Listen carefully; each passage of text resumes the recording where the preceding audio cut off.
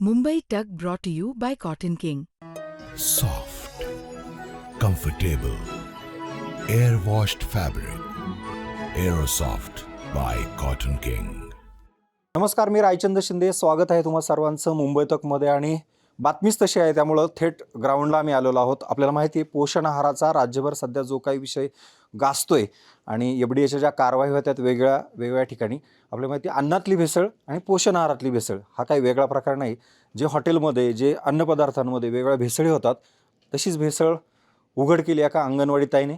खरं तर ह्याच अंगणवाडी ताईची दखल आज थेट माध्यमांमध्ये घेतली गेली आणि माध्यमांसोबतच एक मोठा इम्पॅक्ट झाला.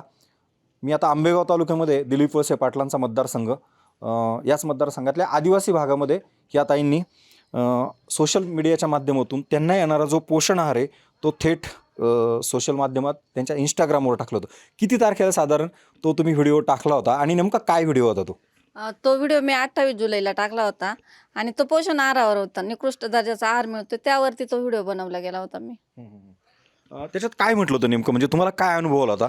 जो काय पोषण आहार होता तो कशा प्रकारचा खराब होता? आता जो जो आम्हाला कच्चा रॉ मटेरियल आहार येतो तर त्याच्यामध्ये तो वाटाणा शिजत नाही, लापशी भरडा शिजत नाही, हळद मीठ मिरची त्याचा पण इश्यू आहेच आहे त्याच्यात. पर तेल सुद्धा त्या तेलाने घसा पण पकडतो.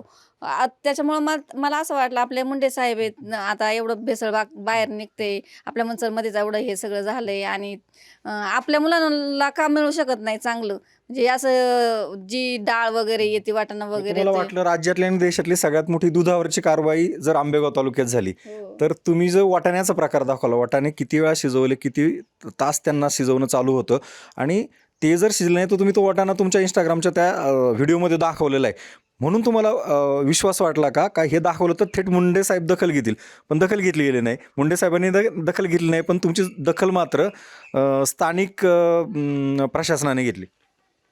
आता तो प्रत्यक्ष मी दाखवलाच आहे, तो वाटाणा शिजलेला होता पण तो शिजून पूर्ववत झाल्यावर तो न शिजल्यासारखाच दिसत होता. मग जर आज हे असं खाऊ घालणं, हे मुलांच्या कुठं आरोग्याशी खेळ खेळणं हे योग्य नव्हतं. मग मला वाटलं चला बाबा आता आपण हे कुठंतरी सादर केलं, वारंवार सांगून नाही त्याच्यावर बदल झाला, मग आपण सांगितल्यानंतर कुठंतरी बदल होईल, मुलांना चांगलं खायला येईल, म्हणून मी तो व्हिडिओ बनवला होता. ज्यावेळेस हा व्हिडिओ बाहेर आला तुम्हाला त्यानंतर प्रशासनाने सांगितलं असेल, बोलवलं असेल, तुम्हाला एखादी नोटीस दिली असेल, ते साधारण किती तारखेला झालं? पहिला व्हिडिओ तुम्ही पहिल्यांदा कधी पब्लिश केला, त्यानंतर प्रशासनाने तुम्हाला नोटीस कधी दिली आणि ती कोणी दिली नेमकी? आता मी व्हिडिओ व्हायरल केला 28 जुलैला आणि मला नोटीस 30 तारखेचं एक दिलं आणि 31 तारखेचं अशी 2 मला नोटीस दिली. तर त्या नोटीसद्वारे त्यांनी असं सांगितलं की सोशल मीडियाचा गैरवापर वगैरे केला, असं त्या सोशल मीडिया त्या नोटीसमध्ये त्यांनी तसं सांगितलं की तुम्ही सोशल मीडियाचा गैरवापर केला. सोशल मीडियाचा गैरवापर करू नये असा एक आदेश पण राज्य सरकारचा आहे, तो तुम्हाला माहीत होता? नाही, मला माहीत नव्हता. मी जेव्हा त्यांनी जे मला नोटीस काढलं, मी त्याचा खुलासा केला, तेव्हा मला ते माहीत नव्हते की सोशल मीडियाचा वापर करायचा नसतो. आता त्यांनी काय म्हटलंय, तुम्ही सरकारी कर्मचाऱ्यांना हे लागू होत नाही, तुम्ही त्यांच्या विरुद्ध जाताय, असं त्यांचं म्हणणं आहे. तर आता आम्ही खरोखर आहेत का सरकारी कर्मचारी का नेमकं काय ते जरा समजून सांगा. आता आम्ही मानधनी तत्वावरती, आता ह्यांनी ठरवलंच आहे की तुम्ही सरकारी कर्मचारी, तर त्यांना पण मग मला हे पण सांगायचं आम्ही सरकारी कर्मचारी, तर माझ्या प्रत्येक अंगणवाडी भगिनीला सरकारी कर्मचाऱ्याचं दर्जा द्या आणि वेतन द्या त्याप्रमाणे. मग ते वेतन किती द्यावं लागेल जर समजा सरकारी कर्मचारी म्हणून तुमच्याकडे पाहायला गेलं? आता किती पगार आहे साधारण, आणि जर सरकारी कर्मचारी म्हणून तुमच्याकडे पाहायला गेलं तर किती द्यावं लागेल? आता आम्हाला 13,000 रुपये मानधन आहे. आता तुम्ही शासकीय कर्मचारी आम्हाला ठरवलंच आहे, नोटिसाद्वारे मला आता ठरवलंच आहे. तर जो शासकीय दर्जाचा जो सरकारी नोकर आहे त्यांना जो पगार वेतन जो आहे तो वेतन अंगणवाडी सेविकेला लागू करावा. तुम्हाला जी नोटीस आली ती किती तारखेला आली? त्यानंतर माध्यमांमध्ये आज ह्या बातम्या चालल्या दिवसभर, त्यानंतर तुम्हाला हे पण समजलं की आता जिल्हा परिषदेच्या अध्यक्षांनी उपाध्यक्षांनी दोघांनी सुद्धा माध्यमांना सांगितलंय का तुमचं सस्पेन्शन मागं घेत आहेत, हे तुम्हाला समजलं आतापर्यंत? हो, म्हणजे समजलं. म्हणजे मी मगाशी TV पाहत होते तेव्हा मी बघितलं, त्यांच्याशी थोडीशी माझी म्हणजे लाईव्ह चर्चा पण झाली. तर त्यांनी मला सांगितलं की तुम्हाला परत कामावरती घेतले. मला तो आनंद पण वाटला, मला माझ्या लेकरांना न्याय मिळाला. कोणाचा फोन आलता का काय तुमच्यासाठी? नाही, कुणाचा फोन नाही आला मला अजून. आणि मग आता कधी साधारण तुम्हाला कामावरती बोलवलं जाईल असं वाटतं? मला तर असं वाटतं मला उद्याच त्यांनी कामावरती घ्यावं, कारण माझी लेकरं माझी वाट बघतात आहेत. मग मला त्यांच्यासाठी जाणंच आहे ना. मी आज पण तयारीत होते की माझं रोजचं रुटीन आहे, आवरायचं मुलांसाठी जायचं. मी पावणे 10 शाळेत मी असते. आज माझी लेकरं वाट बघतात. मला असं वाटतं त्यांनी मला उद्या लगेच.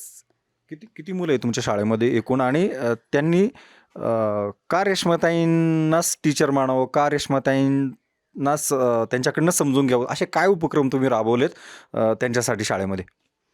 आता माझ्याकडे अंगणवाडीत आता पाटावरती 22 मुलं आहेत. आणि म्हणजे तुम्हाला खरं सांगू का, माझ्या मुलांना एवढी गोडी आहे ना, की मी त्यांना जे शिकवते ना, ते काही मी असं पुस्तक घेतलंय आणि भराभरा वाचून दाखवले असं नाही मी शिकवत.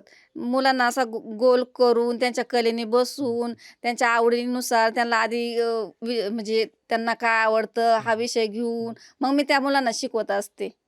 एखादी गोष्ट सांगू शकाल तुम्ही जी मुलांना आवडते तुम्ही शिकवलेली, किंवा इथून मागे शिकवली जी मुलं पुढे गेलेली आहेत त्यांना पण आवडलेली एखादी गोष्ट? आता मी बरेच व्हिडिओ केले बरं का. तर मी जेव्हा मुलांना असा हात जरी केला ना, तर माझी मुलं पळत येतात. त्यांना ते लय आवडतं. मी त्यांना मैनी जे जवळ घेते त्यांना ते लय आवडतं. एखादा खेळ घेतला आधी मी खेळ चालू करते, माझ्यापासून खेळ चालू होता म्हणजे माझं बघून ते करतात. मग त्यांना तो लय खूप आनंद वाटतो. नाही मॅडम अशा करतात ना, मग मॅडमपेक्षा आपण भारी करूया. मग त्यांना तो आनंद वाटत जातो त्या खेळातनं, त्या शिक्षणातनं.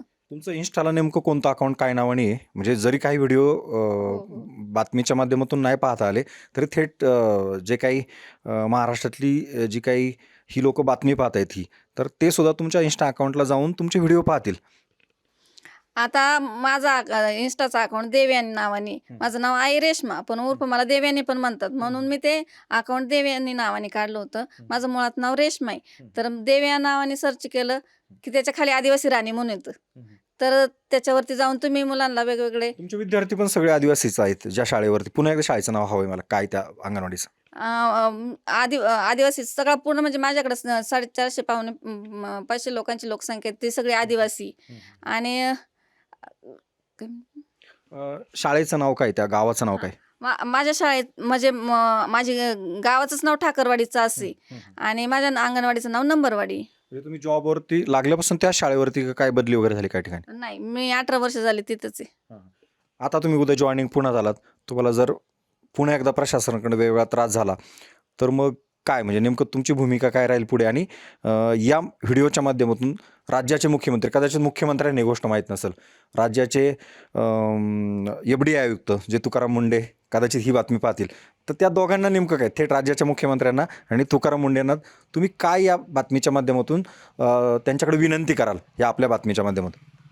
तर मी आपल्या मुख्यमंत्र्यांना, आपल्या मुंडे साहेबांना मी सांगेल की माझ्या मुलांना जो नवीन खाऊ येणार आहे तर तो चांगला यावा, की जेणेकरून मुलं आवडीने खातील आणि आम्हालाही कोणता त्रास होणार नाही ते शिजवताना, मुलांना खाऊ घालताना की वाईट वाटेल असं. म्हणजे मुलांना तो खाण्यात आनंद वाटेल, आम्हालाही करण्यात तो आनंद वाटेल आणि मुलांच्या आरोग्याशी खेळ होणार नाही. आणि एक शेवटची विनंती, आता आम्हाला नेमकं रेश्माताईंकडनं त्यांच्या इंस्टाग्रामला कुठले चांगले व्हिडिओ पाहायला मिळतील? काही मुलांच्या उपक्रमाबाबत जे तुमच्याकडून राहिले आजपर्यंत, तुम्हाला वाटतं ते करायचं, असं काय मिळेल पाहायला? आता मी जेव्हा अंगणवाडीत जाते ना, तेव्हा मला अशी वेगवेगळी कल्पना सुचते का नाही आज हे गेलं. आणि आमचं कसं आहे, आम्हाला रोज अंगणवाडीच्या मुलांच्या पूर्व प्राथमिक शिक्षणाचं वेळापत्रक येत असतं. त्या वेळापत्रकाप्रमाणे आम्हाला वेगवेगळे व्हिडिओ वगैरे सादर करायचे असतात. मग ते पण आम्ही घेतो, ते करतो. आणि आमचा ग्रुप आहे, त्या ग्रुपला आम्ही टाकत असून त्या ग्रुपला जेव्हा आम्ही ते खेळ वगैरे टाकतो तेव्हा आम्हाला कुठंतरी गोल्ड सर्टिफिकेट मिळतं. आणि माझ्या आतापर्यंतच्या म्हणजे आता वर्ष 1.5 वर्ष झालं मला सगळे गोल्ड सर्टिफिकेटच मिळालेले आहेत. ज्यावेळेस आता तुम्ही पुन्हा रुजू व्हाल कामावरती, त्यानंतर माध्यमांनी या बातम्या लावल्या, त्यानंतर चुकीच्या गोष्टी ज्या महाराष्ट्रात घडत आहेत त्या पण त्यानिमित्ताने पुढे आल्या, जुन्नरमधली पण एक कारवाई आज पुढे आली. तुम्हाला आता भीती नाही वाटत उद्या पुन्हा काय आपल्यावरती एखादी ॲक्शन झाली किंवा काय आलं तर तुमच्या मागे नेमकं कोण आहे कुटुंबामध्ये, मुलं वगैरे काय करतात ते पण सांगा? आता मी खरं सांगू का, हा जो व्हिडिओ जेव्हा व्हायरल झाला, जेव्हा मला पहिलं नोटीस आलं त्यावेळेस मला थोडी भीती वाटली होती की मला साहेब काय बोलतील, ही भीती मला मनात होती. पण मला हे पण माहीत होतं की मी जो व्हिडिओ केला तो चुकीचा नाही केला, त्याच्यामुळं मला तर भीती नाही वाटली. आता माझ्या मागं कोण आहे नाही, माझी 2 मुलं आहेत, दोन्ही मुलं शिक्षणासाठी बाहेर आहेत, ते माझ्या पाठीशी आहेच आहेत. असं नाही. पण आता इथून पुढं भविष्यात म्हणजे मी आता नाहीच घाबरली की बाबा आता यांनी मला कामावरून काढलंय, मग आज कसं होईल. हे बघा माझं शिक्षण झालंय, ग्रॅज्युएशन, मला आज कुठेही 20,000ची नोकरी मिळेल, कोणी नाही म्हणणार नाही. पण आज त्या मुलांना जी शिक्षिका, जे प्रेम मिळते, जी आई यशोदा आई भेटते, ती त्यांना परत नाही भेटणार. नक्कीच. तर ह्या होत्या रेश्माताई उर्फ देवयानी, ज्या इंस्टाग्रामला त्या नावाने आहेत. आपल्याला माहिती आहे दिवसभर त्या चर्चेत आहेत, कालपासून चर्चेत आहेत. माध्यमांना दखल घ्यावी लागली आणि रेश्माताईंना ताईंचं ज्या अधिकाऱ्याने सस्पेन्शन केलं होतं त्याच अधिकाऱ्यांनी म्हणण्यापेक्षा राजकारण्यांनी, पुणे जिल्हा परिषदेचे अध्यक्ष असतील, उपाध्यक्ष असतील, त्यांना रेश्माताईंना आम्ही पुन्हा कामावरती घेऊ असं थेट माध्यमांपुढे सांगितले. आणि आपल्याला सांगावं लागेल की महाराष्ट्रभर जे काही सध्या FDA जे पोषण आहाराबद्दल असेल किंवा खाण्यापिण्याबद्दल असेल त्याच्यावरती ज्या ॲक्शन्स होत आहेत, हॉटेल्समध्ये होत आहेत, सगळीकडे हे होत असताना सामान्य माणसाला FDA आयुक्तांनी किंवा त्या संबंधित खात्याने अपील केलेले आहे. तुमच्या परिसरात पण असं काही जर होत असेल तर आम्हाला कळवा. जुन्नरमध्ये सुद्धा आज जी ग्रामपंचायत आहे काळवाडी नावाची, त्यांनी सुद्धा रात्री मेल टाकून अख्खाच्या अख्खा ट्रक तिथं अडवला आणि आज FDAच्या अधिकाऱ्यांनी तिथून कारवाई केली. एकीकडे शासन सांगतं असं कळवा आणि दुसरीकडे जर असं अंगणवाडी ताई किंवा इतर लोकांनी जर केलं तर त्यांच्यावर कारवाई होते. खरं तर ही दुटप्पी भूमिका आपल्याला म्हणावं लागलं सरकारची. पण काही हरकत नाही. अशा एका बातमीमुळं किंवा एखाद्या ताईच्या ह्या प्रयत्नामुळं महाराष्ट्रभर हा एक संदेश जाईल की भेसळ होत राहणार आहे, पण ती थांबवण्यासाठी तुमच्या आमच्यातलीच किंवा अगदी ग्राउंडवरची जी माणसं आहेत, म्हणजे अंगणवाडीच्या ह्या शिक्षिका ताई ज्या शेवटच्या स्टेपला आहेत, तिथून पुढं खरं आपल्या शिक्षणाचा पाया भरला जातो. आणि अगदी अंगणवाडीपासून तर पुढे उद्या डॉक्टर, इंजिनियर, वकील, जी काही नवी पिढी घडणार आहे त्यांना पोषण मूल्य जी काही खाऊ घातली जाणार आहे ती खरं तर अंगणवाडीतून आणि सरकार घालते. खरं तर सरकारचा उपक्रम चांगला आहे, लाखो कोट्यवधी रुपये याच्यावरती येतात. पण हे येत असताना मधली जी साखळी दलालांची ती तर काही करत नाही ना. मुंडे साहेबांना कदाचित या ताईच्या माध्यमातून तिला तेच सांगायचं असेल का साहेब बघा, हे मला असं खायला मिळते, आमच्या मुलाने असं खायला मिळते, या मधल्या दलाल असलेल्या लोकांना कुठेतरी थांबवा, या साखळीला कुठेतरी ब्रेक करा, तरच या मुलांना चांगलं खायला मिळेल. आणि हा आवाज आपल्या माध्यमातून, या ताईचा आवाज माध्यमांमधून मोठा होईल. सामान्य माणूस ज्यावेळेस रस्त्यावरती उतरतो तर नायक सिनेमासारखं चित्र पाहायला मिळतं. खरं तर ह्या आजच्या नायक नाही पण नायिकाच आहे त्या बातमीमधल्या. व्हिडिओ जर्नलिस्ट स्मिता शिंदेसह रायचंद शिंदे, मुंबई तक, घोडेगाव, पुणे.